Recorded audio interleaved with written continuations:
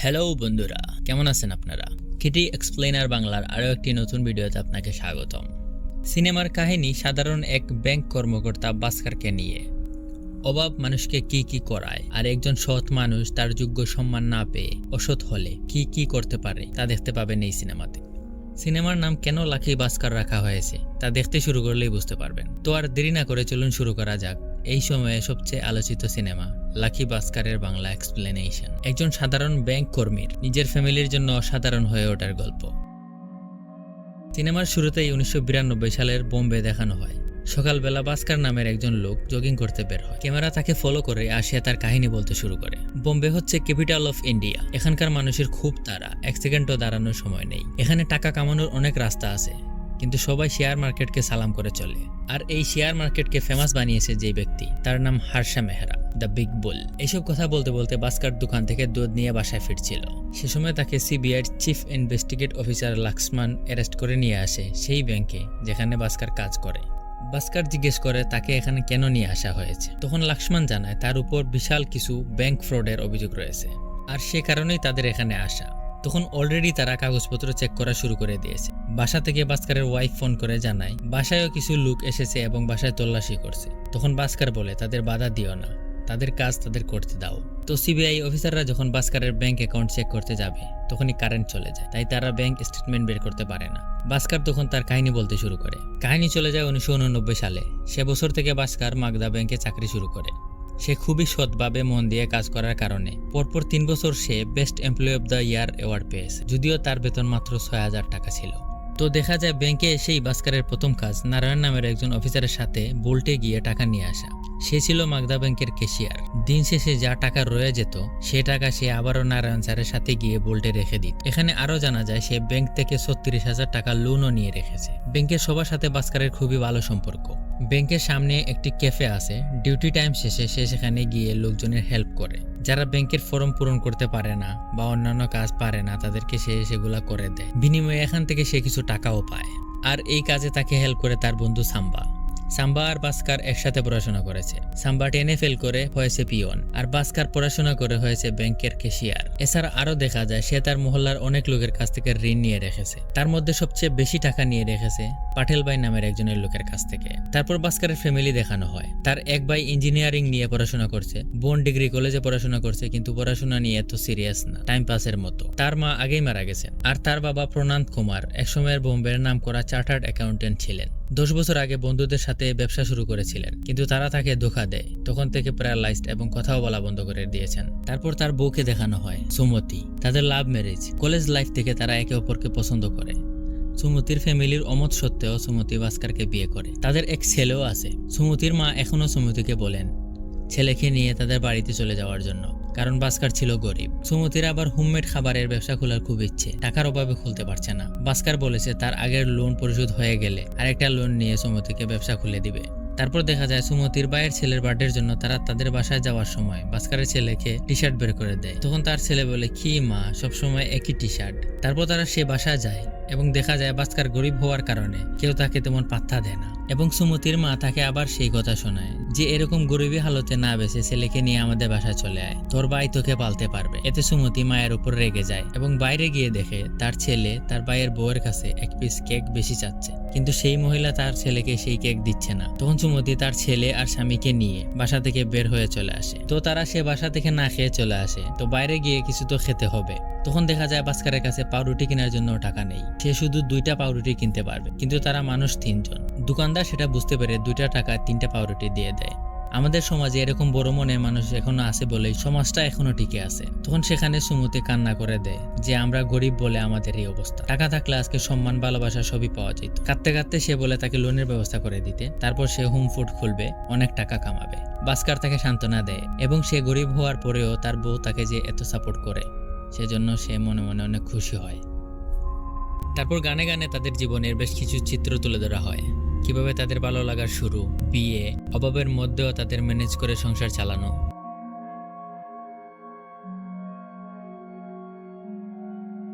তারপরের দৃশ্যে দেখা যায় ভাস্কর যখন কাজ শেষ করে ক্যাফেতে বসেছিল, সেখানে অ্যান্থনি নামের এক লোক বারবার এসে ভাস্করকে তার জন্য একটা লোনের ব্যবস্থা করে দিতে বলে, কিন্তু তার কাছে জামানত রাখার মতো কিছু ছিল না।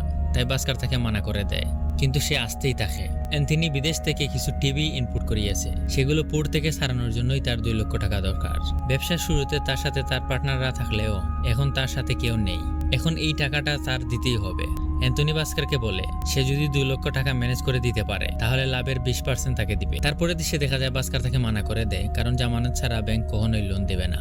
তারপরের দিন দেখা যায় প্যাটেল নামে সেই লোক ভাস্করের সামনে এসে দাঁড়ায়। সে অনেক রেগে ছিল, কারণ সে ভাস্করের বাড়িতে গিয়ে অনেকবার খুঁজেছে কিন্তু ভাস্করকে পায়নি। সে তখনই ভাস্করের কাছে টাকা চায়, কিন্তু ভাস্কর কোথা থেকে টাকা দিবে, তার কাছে তো টাকা নেই। সেজন্য পেটেল ভাই বড়া বাজারের লোকের সামনে ভাস্করকে খুব অপমান করে এবং তার শার্টের পকেট ছিঁড়ে সেখান থেকে চাবি নিয়ে স্কুটার নিয়ে চলে যায়। তার কাছে কোনো টাকাই ছিল না, তাই সে বাধ্য হয়ে দৌড়ে অফিসে যেতে হয়। সে খুব ক্লান্ত হয়ে অফিসে গিয়ে দেখে যে পোস্টের জন্য সে অনেক পরিশ্রম করেছে গত 3 বছর ধরে, সেই প্রমোশন অন্য আরেকজনকে দিয়ে দেওয়া হয়েছে। ভাস্কর নিজে অনেক আশাবাদী ছিল এবং তার অফিসের সব কর্মীও জানতো যে এই প্রমোশনটা ভাস্করই পাবে। রিজিওনাল ম্যানেজার ভাস্করকে সান্ত্বনা দিয়ে বলে, আমি অনেক চেষ্টা করেছি কিন্তু কিছু করতে পারিনি। পরে দেখা যায় ভাস্করের বন্ধু সাম্বা রিজিওনাল ম্যানেজারের অফিস থেকে একটা চিঠি পায়, যেখানে ওই প্রমোশনের জন্য নাম সুপারিশ করা ছিল। আর সে দেখতে পায় সেখানে শুধু রাজীবেরই নাম ছিল। রিজিওনাল ম্যানেজার ভাস্করের নাম সুপারিশই করেনি। সে গিয়ে সেই চিঠি ভাস্করকে দেখায় এবং ভাস্করকে বলে রাজীব বাঙালি বলে রিজিওনাল ম্যানেজার রাজীবের নাম সুপারিশ করেছে। আর এম এর এলাকার লোক ছিল রাজীব। এটা শুনে ভাস্কর অনেক রেগে যায়। রেগে সে আর এম এর রুমে যায় এবং বলে, আমার কাজে কি কমতি ছিল স্যার যে আপনি আমার নামটা পর্যন্ত সুপারিশ করলেন না। প্রথম দিকে আর এম এখানে ভাস্করকে নর্মাল ভাবে শান্ত করার চেষ্টা করে, কিন্তু ভাস্কর এখানে খুব রেগেছিল, তাই সে একটু বেশি বেশি বলতে শুরু করে। একটা সময় ভাস্করের কথা শুনতে শুনতে আর এম বলতে শুরু করে, আমাকে শিখাবে তুমি আমার কি করতে হবে, নিজের সীমা পার করো না। তুমি ব্যাংকের ডিউটির পর কি করো, আমি এসব কথা যদি জিএম কে বলি তাহলে তোমার চাকরি যেতে পারে। কিন্তু এটা লিগেল না হওয়ার কারণে আর এম জিএম কে সব বলে দেওয়ার কথা বলে এবং সেও রেগে যায়। তখন ভাস্করও বুঝতে পারে তার চাকরি চলে গেলে তার কি হবে, তার ফ্যামিলির কি হবে। সেজন্য সে আর এম এর কাছে মাপ চাইতে থাকে এবং শেষে পায়ে পর্যন্ত ধরে ফেলে। তখন আর এম বলে, ঠিক আছে যাও, তুমিও মেহনত করো, তোমারও একদিন উন্নতি হবে। কিন্তু ভাস্কর তো 3 বছর ধরে সৎভাবে কাজ করেছে, তারপরও তার সাথে যা হলো তা নিয়ে সে ভাবছিল। তারপর দেখা যায় সে সব ভুলে গিয়ে সবার সাথে হাসি মুখে মিশে।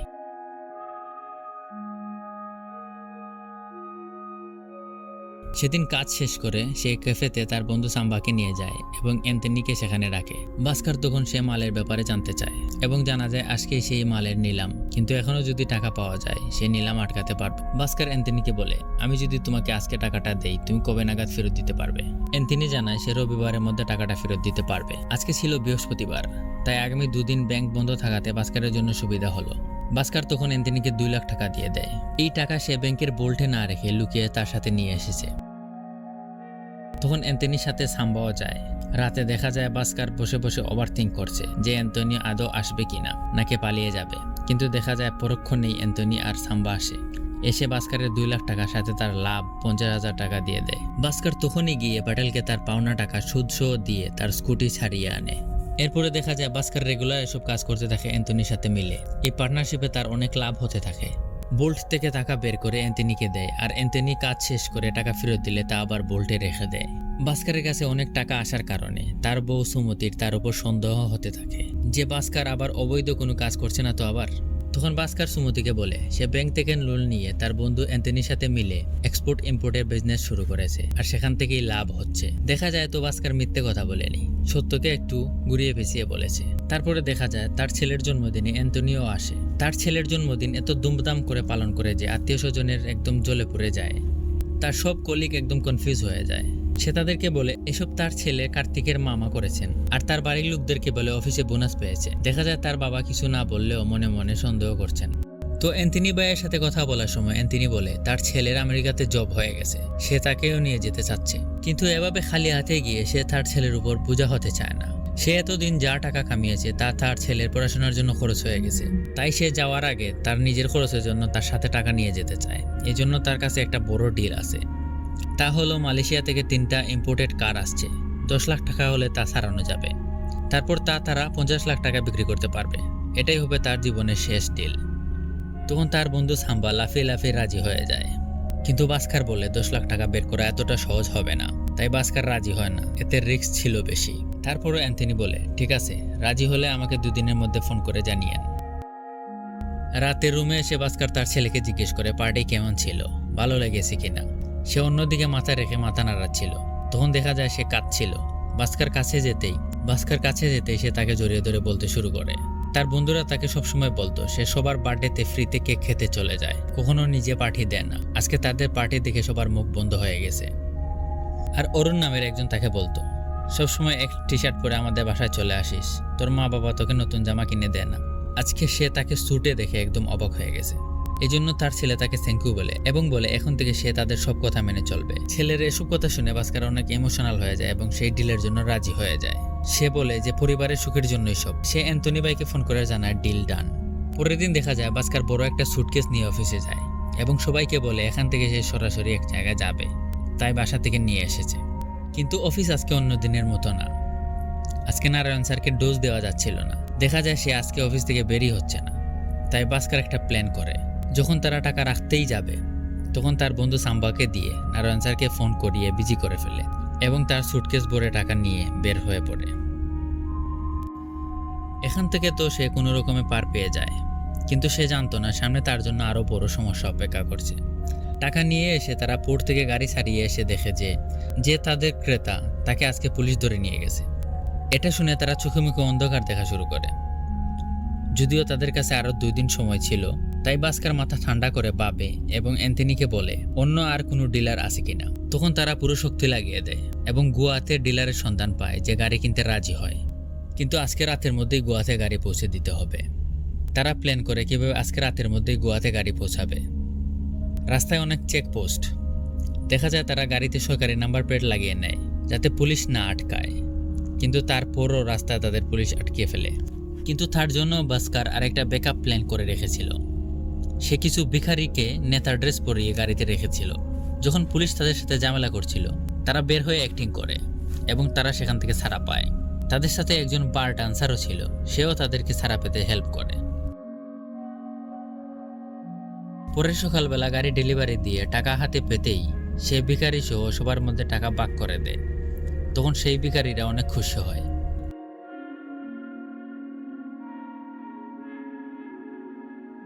ডিল শেষ হতেই দেখা যায় অ্যান্থনি ভাই আমেরিকা তার ছেলের কাছে চলে যাচ্ছে। যাওয়ার সময় সে ভাস্করকে তার কার্ড দিয়ে যায় এবং বলে কখনো কোনো দরকার হলে সে যাতে তাকে একটা ফোন করে শুধু। পরের দিন ভাস্করের 10 লাখ টাকা ব্যাংকের বোল্টে ফেরত রাখার কথা। সে যখন ব্যাংকে যায় তখন সে তাদের ব্যাংকের সামনে পুলিশ দেখতে পায়। তা দেখে সে পুরো ভয় পেয়ে যায়। ভিতরে গিয়ে দেখে আরো শকিং নিউজ। ব্যাংক ফ্রড করার জন্য ARM কে অ্যারেস্ট করা হয়েছিল। কিন্তু ভাস্করের প্রবলেম তো সেটা না। তার প্রবলেম হলো তার কাছে থাকা টাকা সে কিভাবে ব্যাংকে ফেরত রাখবে। সে সুযোগ না পেয়ে নারায়ণ স্যারের সাথে গিয়ে 40 লাখ টাকা বের করে আনে এবং নারায়ণ স্যারকে বলে 50 লাখ টাকা বের করেছে। সবকিছু মোটামুটি গুছিয়ে সে যেই বসেছে তখন সেখানে জিএম আসে এবং ভাস্করের সুটকেস দেখে জিজ্ঞেস করে এতে কি আছে। তখন ভাস্কর বলে আমি গতকাল বাড়িতে গিয়েছিলাম, সেখান থেকে সরাসরি আসলাম। তখন জিএম সুটকেস খুলে দেখাতে বলে এবং নারায়ণকে বলে তুমি টাকা গুনো। নারায়ণ টাকা গুনে দেখে সেখানে 50 লাখ টাকাই আছে, আর সুটকেসেও কোনো টাকা নেই। আসলে ভাস্কর আগে থেকেই সব সেট করে ফেলেছিল। সে এসেই তার টেবিলে এক বাকেটে 10 লাখ টাকা রেখে দেয়। নারায়ণ টাকা গুনে 40 লাখ পেয়ে পাশে বাকেটে 10 লাখ টাকা দেখে সেটাও গুনে ফেলে। তাই তার কাছে 50 লাখ টাকা মনে হয়। সে 50 লাখ টাকা বলে। এই যাত্রায় ভাস্কর মরতে মরতে বেঁচে যায়। এইসব বিষয় বিবেচনা করে ভাস্কর তার বন্ধু সাম্বাকে ডেকে বলে এসব আজকে থেকে বাদ, আমাদের থামতে হবে। তখন ভাস্করের বন্ধু সাম্বা তার টাকা নিয়ে চাকরি ছেড়ে দিয়ে এক্সপোর্ট ইম্পোর্টের ব্যবসা শুরু করে দেয়। আর ভাস্করের কাছে থাকা 6 লাখ টাকা সে আলাদা আলাদা করে রেখে দেয় তার পরবর্তী বড় বড় দায়িত্বের জন্য। কিন্তু পরের দিনই ভাস্করের ভাইয়ের আমেরিকা থেকে জবের অফার আসে। মাসে 60,000 টাকা স্যালারি, ভিসা সহ যাবতীয় খরচ পড়বে 6 লক্ষ টাকা। ভাস্কর তার সব টাকা দিয়ে তার ভাইকে আমেরিকা পাঠিয়ে দেয়। তারপরের দিন চেয়ারম্যানকে তাদের অফিসে দেখা যায়। তারা ভাস্করকে ডেকে বলে আমি শুনেছি গত 3 বছর ধরে তুমি সৎ ও নিষ্ঠার সাথে কাজ করে যাচ্ছ, আর বর্তমানে অনেক লোকের চাকরি চলে যাওয়াতে অনেক পোস্ট খালি আছে। আমরা চিন্তা করেছি তোমাকে প্রমোশন দিয়ে এজিএম বানাবো। তোমার স্যালারি 19,500 টাকা। তখন ভাস্কর তার শখের মারুতি কারও চেয়ে নেয়। এই খবর সে প্রথমেই তার বউকে গিয়ে জানায়। এই খবর শুনে তার বউ অনেক খুশি হয়। এরপর কাহিনী বর্তমানে আসে। কারেন্ট চলে আসার পর ভাস্করের ব্যাংক স্টেটমেন্ট বের হয়, আর তা দেখে লাক্সমান সহ সবার মাথা ঘুরে যায়। দেখা যায় ভাস্করের অ্যাকাউন্টে 100 কোটি টাকা। লাক্সমান বলে 19,500 টাকা বেতনে চাকরি করা একজন মামুলি ব্যাংক কর্মকর্তার অ্যাকাউন্টে 100 কোটি টাকা কিভাবে। তখন ভাস্কর তাদেরকে সামনের কাহিনী বলতে শুরু করে। এজিএম হওয়ার পর তার কাজ ছিল হাসাদ মেহরার অ্যাকাউন্ট ম্যানেজ করার। আসলে নামটা হাসাদ মেহতাই হবে, কিন্তু ফিল্মে কোনো কারণে হাসা মেহরা বলা হয়েছে। এখানে কিছু ব্যাংকিং বিষয় জানানো হয় যে ব্যাংক শুধু কোম্পানি বা পার্সোনাল লোনই না, ব্যাংককেও লোন দেয়, কিন্তু মাঝখানে একজন বড় ব্রোকার থাকে। মাগদা ব্যাংক কাটারি ব্যাংকে লোন দিতে পারে, কিন্তু এর মাঝখানে ব্রোকার থাকে হাসাদ মেহরা। মাগদা ব্যাংক যখন কাটারি ব্যাংককে লোন দেয় তখন এই টাকা সবার আগে হাসাদ মেহরার অ্যাকাউন্টে যাবে এবং হারসা এই টাকা কাটারি ব্যাংকে দিবে। আর পরিশোধের একই নিয়ম, কাটারি ব্যাংক হারসাকে টাকা দিবে আর হারসা দিবে মাগদা ব্যাংককে। এই কাজের জন্য 0.01% কমিশন পাবে হারসা মেহরা। মাগদা ব্যাংকে সুরাজ নামের একজন লোক আসে বিয়ার সাইন করানোর জন্য, যে ছিল হারসার অ্যাসিস্ট্যান্ট। সুরাজ ভাস্করকে বলে একটু আধটু লেট হতে পারে পেমেন্টে। ভাস্কর বলে মাঝে মাঝে হলে ঠিক আছে, কিন্তু সব সময় হলে সমস্যা। সুরাজ এখানে ভাস্করকে ঘুষ দিতে চায় গিফট হিসাবে, কিন্তু ভাস্কর তা অ্যাভয়েড করে। একদিন ভাস্করের হাতে হারসা মেহরার ব্যাংক স্টেটমেন্ট আসে। ভাস্কর দেখে হারসার ব্যাংকে অনেক টাকা এবং তার কোটি কোটি টাকার ট্রানজ্যাকশন। তখন ভাস্কর ভাবতে থাকে হারসা এত লোনের টাকা করে কি। টুকটাক ইনভেস্টিগেট করার পর সে দালাল স্ট্রিটে পৌঁছে যায় এবং এখানে জানতে পারে হারসা মেহরা এসব টাকা শেয়ার মার্কেটে লাগায়। হারসা মেহরার কাছে এক বড় টিম ছিল। যখন কোনো শেয়ারের দাম কমতো তখন সে সব শেয়ার কিনে ফেলতো আর বাড়লে বেচে দিত, আর এই কিনে বেচে তার অনেক লাভ হতো। সেদিকে সে লোনও পরিশোধ করে ফেলতো, যেটা ছিল অবৈধ। লোনের টাকা শেয়ার মার্কেটে ব্যবহার করা সেটা ছিল অবৈধ। এসব কিছু দেখে বুঝে ভাস্কর ভালোভাবে তাদের ব্যবসার ধরন বুঝে গেছিল। তাই সে তাদের চেয়ারম্যানকে এসব জানানোর জন্য যোগাযোগ করার চেষ্টা করে। সে তখন বাসায় ছিল। অফিস থেকে চেয়ারম্যানের ফোন নাম্বার আনানোর জন্য অফিসে ফোন করে, কিন্তু অফিস থেকে ফোন নাম্বার দিতে একটু লেট করে। তখন তার ছেলে স্কুল থেকে বাসায় আসে। সে বলে আজকে স্কুলে একজন আরেকজনের চকলেট চুরি করেছিল, সেটা সে দেখে ফেলে। সেটা সে টিচারকে না বলে যে চুরি করেছিল তার সাথে মিশে চকলেট আদা আদা করে ফেলে দুজনে ভাগ করে নিয়ে নেয়। এটা শুনে তখন ভাস্করের মাথায় আইডিয়া আসে যে তারা তো অবৈধ ব্যবসা করছেই, মাঝখানে যদি তার ফায়দা হয় তাতে ক্ষতি কি। কিছুক্ষণ পর অফিস থেকে ভাস্করকে চেয়ারম্যানের নাম্বার দিলেও সে চেয়ারম্যানকে ফোন করে না। পরে সুরাজ ভাস্করকে একটা জায়গায় ফোন করে নিয়ে যায়। সেখানে সুরাজ ভাস্করের কাছে টাকার পরিমাণ জানতে চায়, কিন্তু ভাস্কর অন্যভাবে ডিল করে। তারা তাদের ব্যাংক থেকে যে টাকা নেবে তার মধ্যে 1% ভাস্করকে দিতে হবে এবং শেয়ার কেনা বেচার তথ্য তার সাথে শেয়ার করতে হবে। ভাস্করের এই শর্তগুলো সুরাজ মেনে নেয়। এরপর থেকে তারা যে শেয়ার কিনে তা ভাস্করকে জানায়, বেচলেও জানায়। ভাস্কর শেয়ার কিনে বেচে অনেক টাকা লাভ করে আর অনেক টাকার মালিক হয়ে যায়। সাথে তার কমিশনের টাকা তো ছিলই। তার ইনকাম করা সব টাকাই ছিল কালো টাকা, তো এগুলোকে সাদা করা তো দরকার ছিল। তখন সে টাকা সাদা করার জন্য সে আনোয়ারের কাছে যায়, যে ছিল অ্যান্থনি ভাইয়ের পুরাতন পার্টনার। আনোয়ার ভাস্করকে বুদ্ধি দেয়, আমরা এই টাকাগুলো লটারি কোম্পানিকে দেব, তারা তোমার লটারি লাগিয়ে দেবে, এর মাধ্যমে সহজেই টাকা সাদা হতে পারে। পরের দিন দেখা যায় লটারিতে ভাস্করের নাম আসে। লটারিতে সে 25 লক্ষ টাকা জিতে, কিন্তু ট্যাক্স বাদ দিয়ে 17 লাখ টাকা হাতে পায়। এই টাকাও অনেক টাকা ছিল তার জন্য। এই টাকা দিয়ে সে আরও শেয়ার কেনা বেচা করতে থাকে। তারপর দেখা যায় তার বোনের বিয়ে ঠিক হয়। তারা শপিং করতে যায় গোল্ডের দোকানে। তাদের দেখে দোকানদার পাত্তা দেয় না এবং আড়ালে কটু কথা বলে অপমান করে। দেখা যায় চেকও অ্যাকসেপ্ট করে না তারা জিনিস কেনার পরে। তখন ভাস্করের বাধ্য হয়ে বাইরে যেতে হয় ব্যাংক থেকে টাকা ওঠানোর জন্য। ব্যাংক থেকে টাকা উঠিয়ে সে প্রথমেই যায় কাপড়ের দোকানে। গিয়ে তাদের বলে আপনাদের সারাদিনে সেল কত, সেই টাকা যদি 1 ঘন্টার মধ্যে সেল করতে চান তাহলে আমাকে কোন রেঞ্জে শপিং করতে হবে। দেখা যায় সেখান থেকে সব এক্সক্লুসিভ জামা কাপড় কিনে তারা যায় গাড়ির শোরুমে। সেখান থেকে একটা এক্সক্লুসিভ ডিজাইনের গাড়ি কিনে আবার সেই সোনার দোকানে যায়।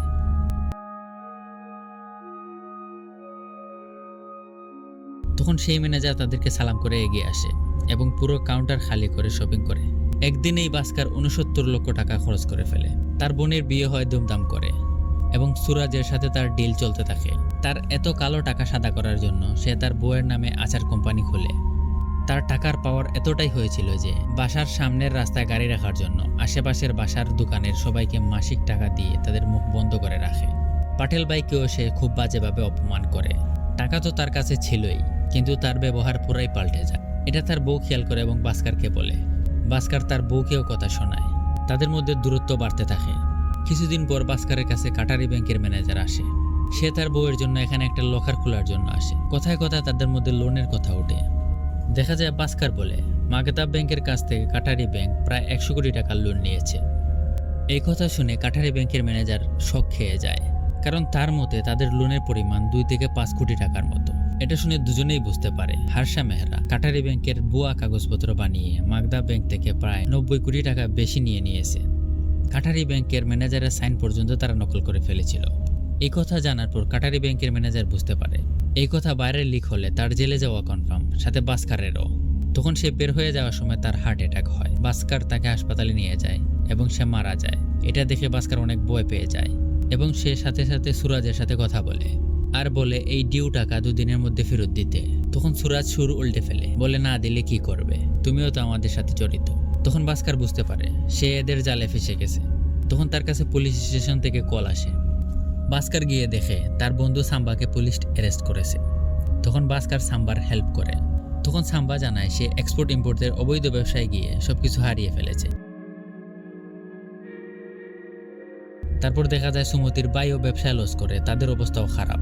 তখন তারা বাস্কারের কাছে হেল্প চায়, কিন্তু সুমতি মানা করে দেয়, কারণ তাদের যখন খারাপ অবস্থা ছিল তখন তাদেরকে হেল্প তো দূরের কথা, ভালো নজরেও দেখেনি। তখন সুমতির মা রেগে যায় এবং বলে যে আচার কোম্পানি দিয়ে এত টাকা কামাচ্ছিস সেটা আমার আইডিয়া। তখন সুমতির অনেক রাগ উঠে এবং সে দোকানে গিয়ে দোকান ভেঙে ফেলে রাগে। তখন সুমতি বাস্কারের সাথে কথা বলে আমার রাগ অন্য জায়গায় না, আমার রাগ এই জন্য যে তুমি বদলে গেছো। টাকা দিয়ে আমি কি করব, আমি আমার পুরাতন বাস্কারকে ফেরত চাই। তখন দেখা যায় 10 বছর ধরে কথা না বলা বাস্কারের বাবা কথা বলে ওঠে এবং তাকে তার রুমে ডাকে এবং বাস্কারকে বলে তোমার অবৈধ সবকিছু আমি জানি বুঝি, একসময়ের নাম করা সিএ ছিলাম, আমাকে বোকা বানানোর চেষ্টা করো না। তুমি জুয়া খেলছো, জুয়া খেলাটা খারাপ না, কিন্তু কোথায় থামতে হবে সেটা জানা জরুরি। বাস্কার বুঝতে পারে তার বাবার কথার মানে, তাই মনে মনে সিদ্ধান্ত নেয় আজকে থেকে এসব বাদ দিয়ে দিবে। তাই পরের দিন যখন সুরাজ আর সে আর বিয়ার সাইন করে না, এই জন্য বাস্কারের কাছে ম্যানেজারের কল আসে। তখন বাস্কার ম্যানেজারকে বলে আচ্ছা ঠিক আছে আমি করে দিচ্ছি, কিন্তু সে আসলে করে না, সে সুরাজকে ইগনোর করে চলতে থাকে। এই সময়টাতে সে ভালো মানুষ হওয়ার চেষ্টা করে, পাটেল ভাইয়ের কাছে সরি বলে এবং যে স্কুটার সে ভেঙেছিল সেটা তাকে ঠিক করে দেয়। তাদের বাড়ি তার বোনের নামে করে দেয়। তার শ্বশুর বাড়িতেও সে হেল্প করে। সে তার পুরাতন গাড়ি তার কলিগকে দিয়ে দেয়। সে তার বউকে বলে আমার জীবনে যতই চেঞ্জ আসুক না কেন, যতই টাকা আসুক না কেন, আমি তোমার কাছে সেই পুরাতন বাস্কার হয়েই থাকবো। এতে তার উপর তার বাবা, তার বউ সবাই খুশি হয়ে যায়। তারা আবার সেই পুরনো বাস্কারকে খুঁজে পায়। তারপরের দৃশ্যে দেখা যায় ম্যানেজার বাস্কারকে তার কাছে ডাকে এবং জিজ্ঞেস করে তুমি বিয়ার সাইন করছো না কেন। তখন বাস্কার বলে তারা আগের টাকা পেন্ডিং রেখেছে, আগের টাকা পরিশোধ না হওয়া পর্যন্ত আমি সাইন করব না। তখন ম্যানেজার তাকে জোর করে। তখন বাস্কার তার রিজাইন লেটার দিয়ে দেয়। যাওয়ার সময় সে তার সব সহকর্মীদের বলে যায় এই ব্যাংক আমার মায়ের মতো, আমি এই ব্যাংকের সাথে গাদ্দারি করতে পারবো না, তাই চলে যাচ্ছি। তখন কাহিনী আবার বর্তমানে আসে। সিবিআই অফিসার লক্ষ্মণ বলে কথা হার্ষা মেহরার টাকার না, কথা তোমার টাকার। তুমি এতদিনে যত টাকা কামিয়েছো সব টাকা মাগদা ব্যাংকে ফেরত দিতে হবে, না হলে আমরা এমন রিপোর্ট বানিয়ে পাঠাবো তোমার সব অ্যাকাউন্ট ফ্রিজ হয়ে যাবে, তুমি জেলে যাবে। তখন জানা যায় সিবিআই অফিসার লক্ষ্মণও মাগদা ব্যাংকের ম্যানেজারের সাথে মিলিত।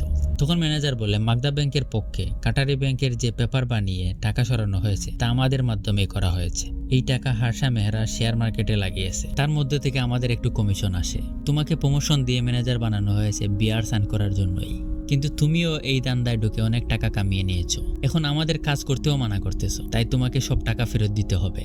যে টাকা লোনের বাকি আছে সে টাকা তুমি হার্ষা মেহরাকে দিবে, সে মাগদা ব্যাংকে ফেরত দিয়ে দিবে, তাতে মনে হবে কোনো কিছুই হয়নি। তখন বাস্কার তার সব টাকা চেকে সাইন করে তাদের ফেরত দিয়ে দেয়। তারা ভয় পাচ্ছিল যে বাস্কার এই কথা কাউকে বলে দিবে, কিন্তু তারা ভাবে এই কথা বললে বাস্কার নিজেই ফাঁসবে। দেখা যায় বের হয়ে বাস্কারকে অনেক খুশি খুশি লাগছে, যদিও মাত্রই সে তার 100 কোটি টাকা ফেরত দিয়ে আসলো। পরের দিন বাস্কারের চেক ব্যাংকে যাওয়ার পর জানা যায় বাস্কারের অ্যাকাউন্ট গত 10 দিন ধরে ডিএক্টিভ, আর সে তার সব টাকা উঠিয়ে নিয়েছিল। কিন্তু ব্যাংক ম্যানেজার তখন সিস্টেমে বাস্কারের ব্যালেন্স চেক করে, তখন ব্যালেন্সে 100 কোটি টাকা দেখাচ্ছিল। জানা যায় 10 দিন আগে বাস্কার তার অ্যাকাউন্ট ডিএক্টিভ করে লগ বুকে লিখেছিল, যেটা মাসের শেষে সিস্টেমে আপডেট করা হয়, যে কারণে এখন যে বাস্কারের অ্যাকাউন্টে টাকা দেখা যাচ্ছে তা আসলে নেই। তারপর দেখা যায় বাস্কার তার সব টাকা প্লাস ফ্যামিলি নিয়ে আমেরিকা চলে গেছে। দেখা যায় বাস্কার এসবের প্ল্যান আগেই করে রেখেছিল। যখন সবকিছু সে তার বাবার সাথে শেয়ার করে, তার বাবা তাকে বলে তোমাকে এই খেলা থেকে বের হতে হবে, না হলে ওরা সবাই তোমাকে পরে ফাঁসাবে। জানা যায় যে বাস্কার আরবিআই এর কাছে কমপ্লেন করেছিল যে মাগাদা ব্যাংকে ফ্রড হচ্ছে, এটা করে সে তার রেকর্ড ক্লিন করে ফেলে। তার কমপ্লেনের কারণে মাগাদা ব্যাংকের সব কর্মীকে জেলে পাঠানো হয় যারা জড়িত ছিল।